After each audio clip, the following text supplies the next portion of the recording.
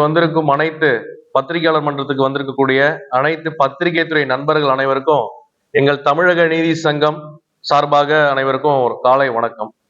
எங்கள் தமிழக நீதி சங்கமானது உலகெங்கும் இருக்கக்கூடிய அனைத்து முதலியார் பிள்ளைமார் சமுதாயத்தினுடைய ஒரு சங்கம்.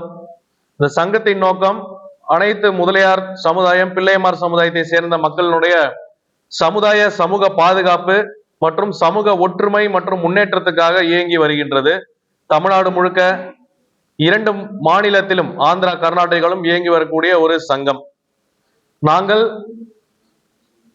தமிழ்நாட்டில் முதலியார் சமுதாயத்திற்கு சரியான ஒரு சங்கம் இல்லாததால், மக்கள் ஒன்றிணைக்க ஏது இல்லாததால், அரசியல் கட்சிகள் அனைத்து அரசியல் கட்சிக்குமே திமுக, அண்ணா திமுக, இப்ப புதுசா வந்திருக்கக்கூடிய நடிகர் விஜய் அவர்களுடைய கட்சியிலுமே கூட சரியான கட்சி பதவிகளில் முக்கியத்துவம் இல்லை, பிரதிநிதித்துவம் இல்லை அப்படின்ற மக்கள் சில குறைகளை எங்ககிட்ட சொன்னாங்க. அதாவது இந்த பத்திரிகையாளர் சந்திப்பு வரதுக்கு முன்னாடி கிட்டத்தட்ட 8 மாவட்டங்கள்ல மாவட்ட ஆலோசனை கூட்டத்தை முடித்துவிட்டு மக்களை சந்தித்து அவங்களுடைய குறை நிறைகள் என்ன என்றது கேட்டுவிட்டு இப்போ ஒரு மாநில மாநாடு ஒண்ணு மார்ச் மாசம் 1ஆம் தேதி அடுத்த ஞாயிற்றுக்கிழமை மார்ச் 1 காஞ்சிபுரத்திலே பரந்தூரில் ஒரு மிகப்பெரிய ஒரு மாநில மாநாடு ஏற்பாடு செய்துள்ளோம். அந்த மாநாட்டுக்கு அனைத்து பத்திரிகையாளர்களும் ஆதரவு தருமாறு கேட்டுக்கொள்கிறோம். அதே போல எங்க மக்கள் கிட்ட பேசும்போது என்ன சொல்றாங்க, இன்னைக்கு திமுகன்னு ஒரு கட்சி இருக்குதுன்னா அந்த கட்சி ஆரம்பிச்சதே முதலியார் சமுதாயத்தை சேர்ந்த 4 முன்னோடிகள் தான் ஆரம்பித்தார்கள். நீதி கட்சின்னு ஒரு கட்சி 1916 டாக்டர் சி நடேச முதலியார் ஆரம்பித்ததுமே ஒரு முதலியார் சமுதாயத்தை சேர்ந்தவர். அவருடைய ஒரு முயற்சியில் தான் நீதி கட்சி என்று ஆரம்பித்து சமூக நீதி, சமத்துவம், இடஒதுக்கீடு, பெண் உரிமை, பெண்களுக்கு ஓட்டு, பெண்களுக்கு சட்டசபையிலே முதல் பெண்மணியை எம்எல்ஏ ஆக்கியது, இப்படிப்பட்ட சாதனையெல்லாம் பண்ணது நீதி கட்சி. அதை உருவாக்கியது, அதுக்கு முக்கிய இதயமாக நீதி கட்சியின் இதயம் அப்படின்னா டாக்டர் நடேச முதலியார் சொல்லுவாங்க. நீதி கட்சியின் மூளை அப்படின்னா ஆற்காடு ராமசாமி முதலியார், ஐநா சபைக்கு தலைவர், நம் தமிழ்நாட்டை சேர்ந்தவர், இந்தியாவின் சார்பாக போயிருக்கிறார். இம்பீரியல் வார் கேபினட் வின்ஸ்டன் சர்ச்சிலுக்கே 2ஆம் உலக போருக்கு அட்வைசரி கமிட்டியில இருந்தவர். அதுதான் நீதி கட்சி. அதே போன்று அதிமுக ஒரு புரட்சி தலைவர் எம்ஜிஆரோட கட்சின்னு சொன்னாலும் அதிமுக கட்சியை டெல்லியில் பதிவு செய்தது அனகாபுத்தூர் ராமலிங்க முதலியார் என்பவர் தான் பதிவு செய்து முதலியார் ஆரம்பித்த கட்சி தான் அதிமுக, அண்ணா திராவிட முன்னேற்ற கழகம். அதன் பிறகு எம்ஜிஆர் புரட்சி தலைவரை தீர்மானம் போட்டு தலைவராக பொதுச்செயலாளர் ஏற்றி அதன் பிறகு எமர்ஜென்சிக்கு அப்புறம் புரட்சி தலைவர் அவர்கள் அதனை அனைத்து இந்திய வெறும் ஸ்டேட்டா மட்டும் இல்லாம தேசிய கட்சியும் ஒரு பெயர் மாற்றி அடுத்த சில அமெண்ட்மெண்ட் போட்டு பண்ணார்.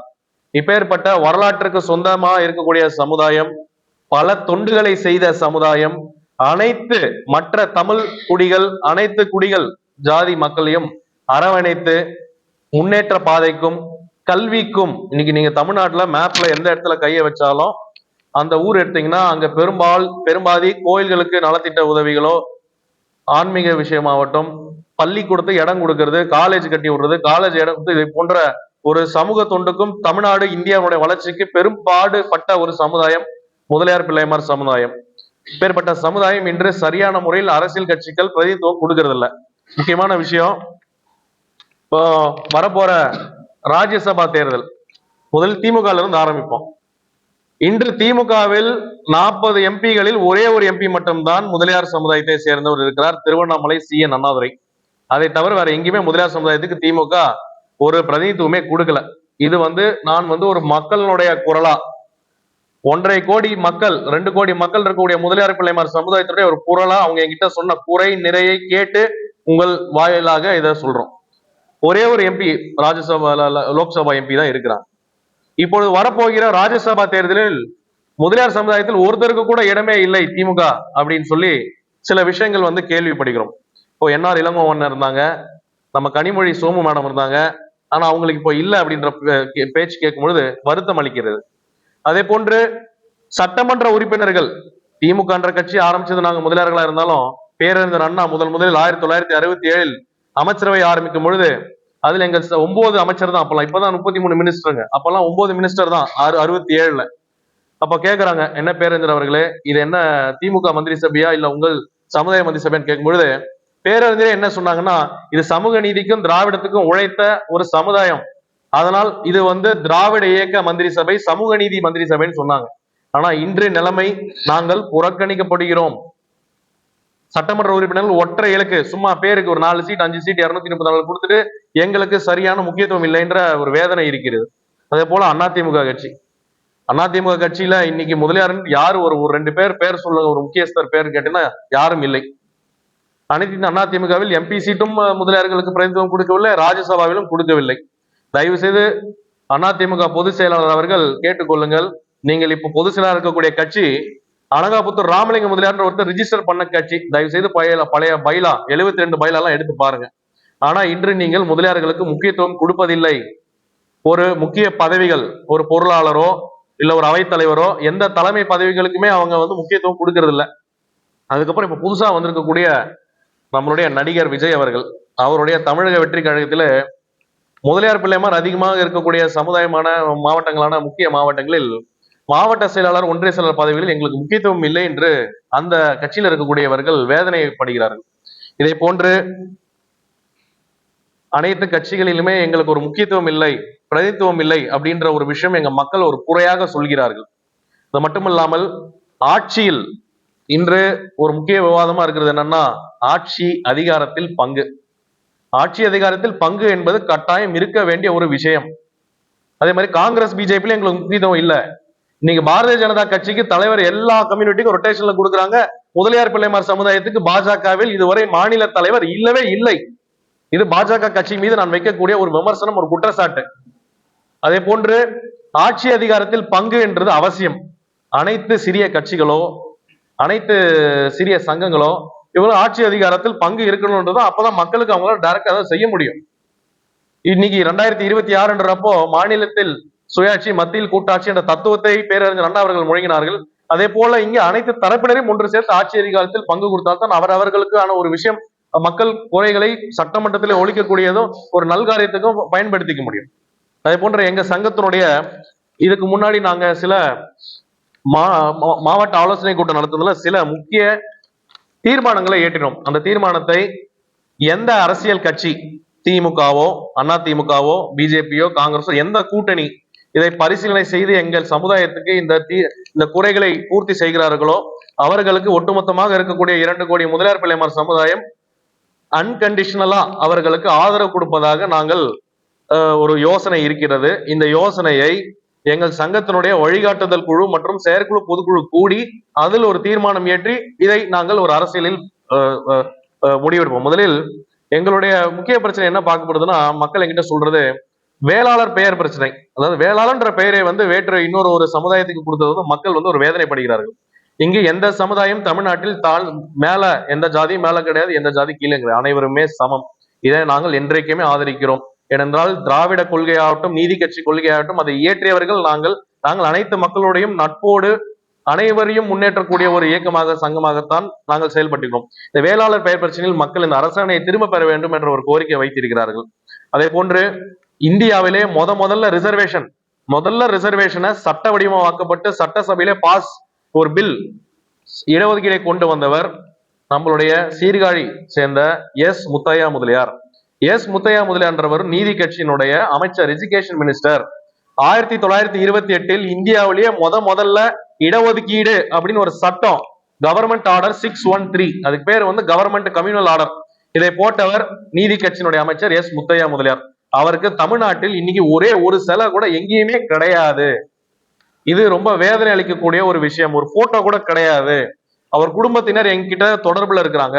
இவரை பற்றின வரலாற்று உண்மைகளை, அவர் செய்த சாதனைகளை நான் எங்களுடைய சமூக வலைதளங்கள் நாங்க போடும்பொழுது மக்கள் அவங்க உறவினர்கள் என் கூட வந்தாங்க. அவருக்கு ஒரு மணிமண்டபம் கட்டாயம் அமைக்க வேண்டும். திராவிட மாடல் என்று சொல்லப்படக்கூடிய அரசாங்கமானது முத்தையா முதலியாருக்கு ஒரு மணிமண்டபம் வைப்பதனால் எங்கள் மக்கள் அவர்களை கட்டாயம் ஒரு சந்தோஷப்படக்கூடிய விஷயமாக இருக்கும். அது இடஒதுக்கீடனுடைய சின்னமாக பெரியாரே சொல்லியிருக்கிறார். 1928 அப்புறம் பெரியார் சொல்லியிருக்காரு, இனிமே தமிழ்நாட்டுல ஆண் குழந்தை பிறந்தால் வீட்டில் ஒருத்தருக்காவது முத்தையா என்று பெயர் வைக்க வேண்டும் என்று நம்மளுடைய தந்தை பெரியாரே சொல்லியிருக்கிறார். அதே போல செங்கல்பட்டு அரசு மருத்துவமனை மருத்துவக் கல்லூரி, இன்று இந்தியாவிலேயே மிகப்பெரிய ஒரு மருத்துவமனை மருத்துவக் கல்லூரி எது அப்படின்னு பாத்தீங்கன்னா அரசு செங்கல்பட்டு மருத்துவமனை மருத்துவக் கல்லூரி. 470 ஏக்கரா அந்த ஹாஸ்பிட்டலுக்கு இலவசமாக தன் சொத்தை எழுதி கொடுத்தவர் ராவ் பகதூர் வேதாச்சலம் முதலியார். அவரு 28 வருஷம் அன்னபோஸ்டா செங்கல்பட்டினுடைய சேர்மன். 28 வருஷம். இன்னைக்கு செங்கல்பட்டுல இருக்கக்கூடிய முனிசிபாலிட்டி ஆபீஸ் இவர் லேண்ட். அப்ப கவர்மெண்ட் கிட்ட லேண்ட் கிடையாது, பணம் கிடையாது. இவர் ஜமீன்தார். இவர் சொந்த லேண்ட முனிசிபாலிட்டி ஆபீஸ் கட்டுறதுக்கு 7 ஏக்கரா கொடுக்குறார். புது பஸ் ஸ்டாண்ட் இவர் தானே சேர்மன். பஸ் ஸ்டாண்டுக்கு எதுக்கு நம்ம போய் யார்கிட்ட கேட்கணும்? நம்ம லேண்ட் இருக்கிற ஒரு 7 ஏக்கரா கொடுத்தவர். அது மட்டும் இல்லாமல் மருத்துவக் கல்லூரி மக்கள் எல்லாம் பாம்பு கடியில் விஷ தாக்குதலில் ஆளாகி நிறைய சித்திரவதை பண்றாங்க. எதுனாலும் தூக்கின மெட்ராஸுக்கு ஓடுறதுக்காக செங்கல்பட்டில் 1961 மருத்துவக் கல்லூரியை கொண்டு வந்தவர் வேதாச்சலம் முதலியார். 470 ஏக்கரா. அதே போல இன்னைக்கு இருக்கக்கூடிய புது எஸ்பி ஆபீஸ், புது கலெக்டர் ஆபீஸ், ஒருங்கிணைந்த நீதிமன்றம் செங்கல்பட்டு, தாலுகா ஆபீஸ், இது அனைத்துக்குமே இடத்தை தானமாக கொடுத்தவர் வேதாச்சலம் முதலியார். இன்னைக்கு கவர்மெண்ட் லேண்ட்ல ஒரு பில்டிங் கட்டினா நீங்க வேற ஒருத்தனுடைய பெயரை வைக்கிறீங்க இப்ப இருக்கக்கூடிய அரசாங்கம். ஆனால் ஏன் எங்க லேண்ட கொடுத்தது நாங்க ஒரு கோரிக்கை வைக்கிறோம், அதை ஒரு பரிசீலனையே செய்யவில்லை. இது வேதனை அளிக்கிறது. வேதாச்சலம் முதலியாரால் இன்னைக்கு கிட்டத்தட்ட ஒரு வருஷத்துக்கு 1 லட்சம் பேர் உயிர் காப்பாற்றப்படுதுங்க. விழுப்புரம் மாவட்டம், திருவண்ணாமலை மாவட்டம், செங்கல்பட்டு மாவட்டம். அவருக்கு தயவு செய்து ஒரு பெயரை வைப்பது அவசியம் என்று நாங்கள் கருதுகிறோம். அதே மாதிரி செங்கல்பட்டுல ஆர்ட்ஸ் காலேஜ் இருக்குது. அது பேர் ராஜேஸ்வரி வேதாச்சலம் காலேஜ். அதே மாதிரி லா காலேஜ். இது ரெண்டுத்துக்குமே இடம் கொடுத்து கட்டி கொடுத்தவர் வேதாச்சலம் முதலியார். அடுத்தது முத்துரங்க முதலியார். திருவள்ளூர் மாவட்டத்தில் நசரத்பேட்டையில பிறந்த முத்துரங்க முதலியார் தான் காங்கிரஸ் கட்சியினுடைய ஒரு சேர்மன். அதாவது தமிழக காங்கிரஸ் கட்சியினுடைய தலைவர். முத்துரங்க முதலியாரனுடைய தம்பி பையன் தான் நம்மளோட பக்தவச்சலம் முதலியார். பக்தவச்சலம் முதலியார் சீஃப் மினிஸ்டர் எல்லாருக்குமே தெரியும். முத்துரங்க முதலியார் தான் காமராஜர் ஐயாவுக்கும் ராஜாஜிக்குமே ஒரு மூத்த குடியாக சீனியராக இருந்தவர். அவருடைய சிலை பராமரிப்பற்று நசரத்பேட்டையிலே ஒரு சிதிலமடைந்து இருக்குது. அதை திருத்தி திருவள்ளூர் பஸ் ஸ்டாண்டிலே அவருக்கு ஒரு சிலை வைக்க வேண்டும் என்று எங்க மக்கள் கோரிக்கை வைத்துள்ளார்கள். அதே போல தமிழக சட்டமன்றத்தில இதுக்கு முன்னாடி இருந்த எல்லா முதலமைச்சருடைய படமும் இருக்குது. ஆனா பக்தவச்சலம், மீஞ்சூர் பக்தவச்சலம் முதலியாருடைய புகைப்படம் சட்டமன்றத்தில் இல்லை. ஏன் வைக்கல? கேட்க ஆள் இல்ல அப்படின்றதுக்காக வைக்கவில்லையா? இல்ல வேண்டுமென்றே திட்டமிட்டு புறக்கணிக்கப்படுகிறாரா அப்படின்ற ஒரு சந்தேகம் இருக்கிறது. அதனால் பக்தவச்சலம் முதலியார் அவர்களுடைய புகைப்படத்தை சட்டமன்றத்தில் கட்டாயம் வைக்க வேண்டும். அடுத்து ஆற்காடு இரட்டையர்கள். ஏற்கனவே சொல்லிப்போம். ஆற்காடு லட்சுமணசாமி முதலியார் இந்தியாவிலே பெரிய டாக்டர். குயின் எலிசபெத் மகா ராணிக்கு டெலிவரி பார்த்த டாக்டர் லட்சுமணசாமி முதலியார். அவரும் அவருடைய அண்ணன் ராமசாமி முதலியார் சேர்ந்துதான் இன்னைக்கு லட்சத்தீவு ஐலாண்ட், அந்த தீவு இந்தியாவில் இருக்குதுன்னு அதுக்கு காரணம் இவர்கள். பாகிஸ்தான் போர்க்கப்பல் எடுத்து அதை ஆக்கிரமிப்பு பண்ண வரும்போது இங்க இருக்கக்கூடிய ராமசாமி முதலியார் அவர் ஸ்டீம் ஷிப் அசோசியேஷன் ஓனர். நீராவி கப்பல் இவரே கப்பல் வச்சிருந்தார். வாவு சிதம்பரம் பிள்ளைக்கு அப்புறம் கப்பல் வைத்திருந்தவர் ராமசாமி முதலியார். இவங்க 2 பேர் தான் போய் இந்திய கொடியை நாட்டி போர்க்கப்பலை எதிர்த்து லட்சத்தீவை நம்ம இந்தியாவுக்குள்ள சேர்த்தார்கள். அவர் தான் நம்மளுடைய ஐக்கிய சபைக்கு தலைவராகவும் இருந்திருக்கிறார். இவருக்கு சிலை நிறுவி ஆற்காடு ஆட்சியர் அலுவலகத்துக்கு ஆற்காடு இரட்டர்கள் பெயர் வைக்க வேண்டும். அதுக்கடுத்து நம்மளுடைய பாரத ரத்னா நீதி கட்சியை ஆரம்பித்தவரான நம்ம நடேச முதலியாருக்கும் வாவு சிதம்பரம் பிள்ளை அவர்களுக்கும் ஒரு பாரத ரத்னா அறிவிக்க வேண்டும் என்று ஒரு கோரிக்கை மக்கள் வைக்கிறார்கள்.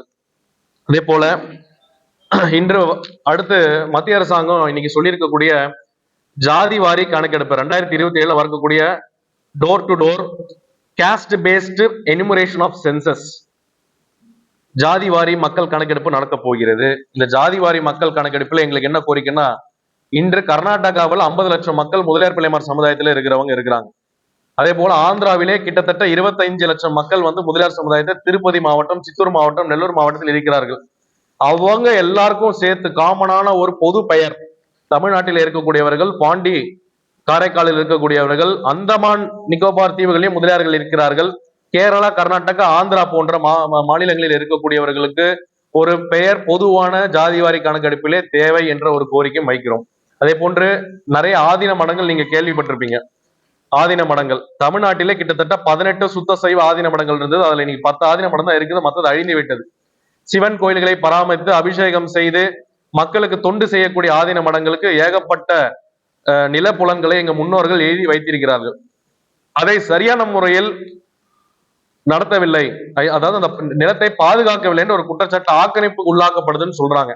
அதே போன்று எங்க கைகோல செங்குந்த முதலியார்களுக்கு பாவடி நிலம் என்று ஒன்று பிரிட்டிஷ் அரசாங்க காலத்திலிருந்தே, மன்னர்கள் காலத்திலிருந்தே பாவடி நிலம் எங்களுக்கு இருந்தது. அந்த பாவடி நிலத்தினுடைய பர்பஸ் என்னன்னா, பட்டு தறி நெசவு செய்யும் பொழுது அந்த பாவை அதில் ஊற வச்சு அடிச்சு காய வச்சுதான் நம்ம ஜரி பட்டு ஜவுளி நெசவு செய்ய முடியும். அந்த பாவடி நிலங்கள் இன்னைக்கு ஆக்கிரமிப்பு ஆளாகப்படுகிறது. அதனால இந்த ஆதீன மடத்தையும் பாவடி நிலத்தையும் பாதுகாக்க எப்படி ஒரு வக்ஃபு போர்டு, ஒரு வக்ஃபு வாரியம் நம்ம இஸ்லாம் சமுதாயத்தில் இருக்குதோ, அதே போல பாவடி நிலங்களுக்கும் ஆதீன நிலத்துக்கும் ஒரு வாரியத்தை அமைத்து பாதுகாக்க வேண்டும் என்ற கோரிக்கைகள் நாங்கள் இந்த அரசாங்கத்துக்கிட்ட வைக்க போகிறோம். பத்திரிகையாளர் அனைவருமே தயவு செய்து மாநில மாநாட்டுக்கு உங்கள் ஆதரவு தரும்படி கேட்டுக்கொள்கிறோம். உங்களுடைய கேள்விகள் எது இருந்தா கேளுங்க, நான் பதில் சொல்கிறேன்.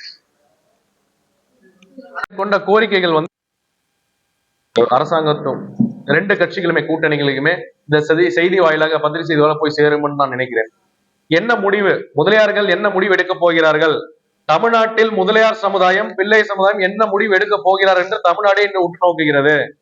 எங்களுடைய ஓட்டு தான் இந்த வாட்டி 2026 தீர்மானிக்க போகிறது என்று எனக்கு நம்பிக்கை இருக்கிறது. ஒரு மாவட்டத்தில் நான் சொல்லும் போது மக்கள் என்னிடையே சொல்லுகின்ற விஷயம், மாநில மாநாடு மார்ச் 1 நடக்கிறது. இந்த மாநில மாநாட்டிலே மேடையிலே எந்த கூட்டணிக்கு ஆதரவா என்ன ஏது என்பதை வெளிப்படையாக நாங்கள் உங்களுக்கு தெரிவிக்கிறோம். அதற்கு முன்னாடி எங்க சங்கத்தினுடைய செயற்குழு பொதுக்குழு கூடி அதில் நாங்கள் ஒப்புதல் பெறுவோம். சார், திரு 234 தொகுதியில் இருக்கக்கூடிய ஒரு சமுதாயம் எடுத்துக்கிட்டீங்கன்னா முதலியார் பிள்ளைமார் சமுதாயம். வடக்கே எங்களுக்கு முதலியார்ன்ற பட்டம், அதே நாங்க திருச்சிக்கு கீழே போனா எங்களுக்கு பிள்ளைன்னு ஒரு பட்டம் இருக்குது. உங்க எல்லாருக்கும் பத்திரிகையாளருக்கு தெரிஞ்சிருக்கும், ஜேர்னலிஸ்ட் உங்களுக்கு. 234 இருக்கக்கூடிய தொகுதி. வட தமிழ்நாட்டிலே 14 மாவட்டத்துல 108 தொகுதி. எல்லாம் லிஸ்ட் டேட்டா, என்னென்ன ஊரு, என்ன இப்ப எஸ்ஐஆருக்கு அப்புறம், எஸ்ஐஆருக்கு முன்னாடி எவ்வளவு ஓட்டு, எஸ்ஐஆருக்கு அப்புறம் எவ்வளவு ஓட்டு, இந்த 14 மாவட்டத்துல எத்தனை தொகுதி இருக்குது, இதுல எந்தெந்த ஊர், எந்தெந்த பூத்து, ஃபார்ம் 20 கடந்த 5 தேர்தலுடைய ஃபார்ம் 20B எடுத்து அலசி ஆராய்ந்து நாங்கள் என்ன மக்கள் தொகை இருக்கிறாங்க எல்லாம் புள்ளி விவரத்தோட எங்க கிட்ட டேட்டா இருக்கு. எங்க சங்கத்தினுடைய கட்டமைப்பை வைத்து நாங்க இதை உருவாக்கி இருக்கிறோம். சார், திரு பக்தவச்சலம் அவருடைய புகைப்படம் வந்து சட்டசபையில் இல்லைன்னு சொல்றீங்க. கடந்த 75 ஆண்டுகளாக நீங்க இது என்ன பண்ணிட்டு இருக்கீங்க? இதே ஒரு பெரிய பிரச்சனையா உருவாக்கப்படவில்லை. கரெக்ட். நான் நேற்று தான் ஒழலூர் ஓவி அழகேசன் அவர்களுடைய மகன் திரு ஓவிய வாமனன் ஐயா அவர்களை சந்தித்தேன். 86 வயது பெரியவர். அவர் பக்தவச்சலம் முதலியாரனுடைய அண்ணன் சொந்தக்காரங்க. அவங்க பக்தவச்சலம் முதலியாரனுடைய மனைவியும் ஓவி அழகேசன் முதலியாரோட மனைவியும் டி ராஜன் முன்னாள் சொல்லுவீங்களா, இவங்க 3 பேருடைய மனைவியுமே அக்கா தங்கச்சிங்க. நேற்று தான் நான் ஓவி அழகேசன் ஐயாவுடைய மகன் ஓவி வாமனன் ஐயாவை சந்திக்கும் போது அவர் ஒரு குறியா என்கிட்ட சொன்னார். காங்கிரஸ் கட்சியில இன்னைக்கு அவர் ஒரு முக்கிய இதெல்லாம் இருந்தாங்க. காங்கிரஸ் கட்சிக்காரங்க போராட்டம் பண்ணலையான்னு நீங்க கேட்கணும். ஒரு முதலியார் கார்த்திகேயன் நீங்க கேக்குறீங்க, நான் ஒரு சாதாரண சங்க தலைவர். காங்கிரஸ் கட்சியினுடைய முன்னாள் முதலமைச்சருடைய புகைப்படம் இல்லைன்னா யாரு வந்து கோவப்படணும்? காங்கிரஸ் கமிட்டியினுடைய தலைவர், காங்கிரஸ் எம்எல்ஏக்கள், காங்கிரஸ் எம்பிக்கள். காங்கிரஸ் தானே இதை அவமானப்படுத்துறாங்க. ஓவிய பக்தவச்சலம் முதலியார காங்கிரஸ் சீஃப் மினிஸ்டர்னு சொல்லணுமா, இல்ல எப்படி நம்ம சொல்லணும்? காங்கிரஸ் தான் இதற்கு போராடி இருக்க வேண்டும். ஆனால் காங்கிரஸ் செய்யவில்லை. அது காங்கிரஸ் உடைய தோல்வி. இன்று நாங்கள் வந்து கேட்க வேண்டிய சூழ்நிலையாக இருக்கிறது. அட்லீஸ்ட் நாங்களாவது இப்போ கேட்கிறோமேன்னு நீங்க சந்தோஷம் பண்ணுங்க. 75 வருஷம். ஏன்னா நாங்களே இப்ப இந்த தகவல் நாங்க இப்பதான் கண்டுபிடிச்சிருக்கோம். ஏன்னா ஒருவேளை நாங்க சட்டமன்றத்துல எங்க சமுதாயத்தின் சார்பா ஒரு வேட்பாளர் போயிருந்தா குரல் மட்டும் கொடுத்திருக்க மாட்டோம். சட்டசபையில என்னென்னலாம் இருக்குதுன்னு பார்த்துட்டு வந்துட்டு நாங்க இதை குரல் கொடுத்திருப்போம். இல்ல, சட்டசபையில பிடிஆர் இருந்தாரு, பிடிஆருடைய பையன் இருக்காரு, அவங்களே இதை பத்தி பிரச்சனை. இதை நீங்க பிடிஆர் கிட்டே கேட்கணும். பிடிஆர் கிட்டே கேட்கணும். உங்க சொந்தக்காரர் தானங்க. ஏன்னாங்க நீங்க போய் கேட்கலையான்னு பிடிஆர் பழனிவேல் தியாகராஜ் அண்ணனே கேட்கணும். நீங்க தான் கேட்கணும், நான் கேட்க முடியாதுங்க. இப்ப கர்நாடகா, ஆந்திரா, தமிழ்நாடு எல்லாரும் பொது பெயர்ல அழைக்கணும்னு சொல்லி கேக்குறீங்க. என்ன பொது பெயர் ஏதாவது செலக்ட் பண்ணிருக்கீங்க? பொது பெயர் நாங்கள் இன்னும் தேர்ந்தெடுக்கவில்லை. பல சங்கங்கள் இருக்கிறது. கிட்டத்தட்ட ஒரு 49 சங்கம் இருக்கு. கர்நாடகா இப்போ வந்து ஆந்திரால பாத்தீங்கன்னா முதலியார் வாரியம் என்றே ஒன்று இருக்கிறது. முதலியார் கார்பரேஷன் கமிட்டி என்ற ஒன்று இருக்கு. அது வந்து கவர்மெண்ட் ஆஃப் ஆந்திர பிரதேஷ் அவங்களே வந்து அந்த வாரியத்தை நடத்துறாங்க. அதனுடைய ஆந்திரா முதலியார் கார்பரேஷனுடைய தலைவர் என்னோட தொடர்புல இருக்கிறார். எங்க மாநில மாநாட்டத்திற்கு ஆந்திராவிலிருந்து தொட்டப்பள்ளி, சித்தூர், நெல்லூர், நகரி, புத்தூர், நாராயணவாடா, நாராயணபுரம், திருப்பதி, காளஹஸ்தியிலிருந்து மக்கள் வராங்க. அவங்களையும் நாங்க கூப்பிட்டுருக்கோம். அதே போல கர்நாடகா கேஜிஎஃப், சிமோகா, அல்சூர், கண்டோன்மெண்ட், பெங்களூர், இதே போன்ற இடங்கள்ல முதலியார் சமுதாயத்தினர் நிறைய இருக்கும். இப்போ நீங்க கர்நாடகால போனீங்கன்னா கிரிக்கெட் ஸ்டேடியம் இருக்கு. கிரிக்கெட் ஸ்டேடியத்து பேர் என்ன சொல்லுங்க? சின்னசாமி ஸ்டேடியம். சின்னசாமி ஸ்டேடியத்துக்கு யார் இடம் கொடுத்து கட்டினது? மங்களம் சின்னசுவாமி முதலியார் என்பவர் தான். அங்கே எம்ஜி ரோடு பக்கத்திலேயே ஒரு பெரிய மிட்டாஸ்தாரர். அவர் இடம் கொடுத்து அவரு காசு கொடுத்து கட்டினதுதான் அந்த சின்னசாமி கிரிக்கெட் ஸ்டேடியம். அவர் வந்து கர்நாடகா கிரிக்கெட் கவுன்சிலுடைய தலைவர், பிசிசிஐ நம்மளுடைய இந்திய கிரிக்கெட் கவுன்சில் தலைவர். அது மட்டும் இல்ல, இன்டர்நேஷனல் கிரிக்கெட் கவுன்சில் ஐசிசிக்குமே தலைவராக இருந்தவர் மங்களம் சின்னசாமி முதலியார். அதே போன்று இங்க எப்படி பச்சைப்பாஸ் காலேஜ், பச்சைப்பாஸ் ஸ்கூல்ல நிறைய பேருக்கு நம்ம தாத்தா காலத்துல படிக்கிறதுக்கு உதவுனாங்களோ அது போல RBINS என்று ஒரு மனிதர் இருந்தார். ராவ் பகதூர் ஆற்காடு நாராயணசாமி முதலியார். சாதாரண ஒரு ஏழை குடும்பம் ஆற்காட்டுல இருந்து, நம்ம ஊர் தமிழ்நாடு ஆற்காட்டுல இருந்து பொழப்புக்காக அங்க போய் உப்பு வியாபாரம், காய்கறி கடை, பர்னிச்சர் கடன் போய் மைசூர் மகாராஜாவுக்கு மிக நெருக்கமாக இருந்து ஒரு கன்ஸ்ட்ரக்ஷன் பிசினஸ் ஆரம்பிச்சு இன்று இருக்கக்கூடிய கர்நாடகா ஹைகோர்ட்டை கட்டியவர் ஆற்காடு நாராயணசாமி முதலியார். அதன் பெயர் அட்டாரா கச்சேரி. அதே போல அங்க RBANS என்று ஒரு ட்ரஸ்ட் இருக்குது. அந்த ட்ரஸ்ட்டுக்கு 10 ஸ்கூல் இருக்குது, ஒரு 5 காலேஜ் இருக்கு. தயவு செய்து பத்திரிகையாளர் தெரிந்து கொள்ளுங்கள். 1850லயே கட்டின காலேஜுங்க. அதுல பெண்களுக்குன்னு இடஒதுக்கீடு அப்பவே கொண்டு வந்து கொடுத்திருக்கிறார். இப்பேற்பட்ட மக்கள் சேவைக்காகவே இருந்த சமுதாயம் எங்கள் சமுதாயம். எங்களுக்கு இங்க ஒரு பிரதிநிதித்துவமே இல்ல, முக்கியத்துவமே இல்லைன்ற போதுதான் மனசு வேதனை அளிக்கிறது. இல்ல சார், அரசியல்ல பிரதிநிதித்துவம் இல்லைன்றீங்க. ஆனா திரு ஏசிஎஸ் அவர்கள் உங்க சமுதாயத்தை சார்ந்தவர் தான் நினைக்கிறேன். அரசியல் அவர் ஒரு செல்வாக்கோட தான் இருக்காரு. அதே மாதிரி நிறைய பேர் இருக்கிறாங்க குறிப்பிடத்தகுந்தவர்கள். இன்னைக்கு அவங்க ஒரு மாநாட்டை கூட நடத்துறாங்க, இன்னைக்கு நடத்துறாங்கன்னு நினைக்கிறோம். அப்ப எதுக்கு இந்த வேறுபாடுகள் எல்லாம் ஒருங்கிணைந்து? ஏசிஎஸ்னா யாரு எனக்கு தெரியாது. ஏசிஎஸ்னா யாரு? எங்களை வச்சு விளையாடிட்டு போயிட்டாரு. அதாவது ஒவ்வொரு இல்ல ஏசிஎஸ் பேர் ஃபுல் பேர் என்ன? சண்முகமா? நீங்க ஏசிஎஸ் யாரு? சண்முகம் சொல்லுங்க. அது என்ன ஏசிஎஸ்? என்ன ஏசிஎஸ் என்ன படித்து வாங்கின பட்டமா? அட நம்ம சண்முகம், ஆர்டி சண்முகம் அண்ணன் சொல்லுங்க, நம்மளுக்கு தெரியும். அவருக்கு மக்கள் செல்வாக்கு இல்லை. அவர் தேர்தல் நேரத்தில் ஒருவர், பிறகு மக்கள் அவர்களை பார்ப்பதில்லை. அவரை பற்றி நாங்கள் பேச விரும்பவில்லை. அவருக்கு நாங்கள் முக்கியத்துவம் கொடுத்து இது பண்ண பெரிய ஆளாக்க விரும்பவில்லை. சரியா? நீங்க எலெக்ஷன் வருது, உங்களுடைய கோரிக்கைகளை பூரா நீங்க எல்லா கட்சி தலைவர்களையும் கொண்டு போய் முறையா வைக்கிறதுக்கு ஏதாவது ஏற்பாடு இருக்கா? பண்ண போறோம் ஐயா. மாநில மாநாட்டிலே மக்கள் ஒரு கிட்டத்தட்ட ஒரு 20,000 மக்களை வருவதாக சொல்கிறார்கள். மக்களுடைய ஒப்புதலை கேட்டு அவங்களுடைய ஆலோசனையும் பெற்று கட்டாயம் இதை அரசியல் தேர்தலுக்காக பண்ணவில்லை, எங்கள் சமுதாய முன்னேற்றத்துக்காக நாங்கள் செய்ய போகிறோம்.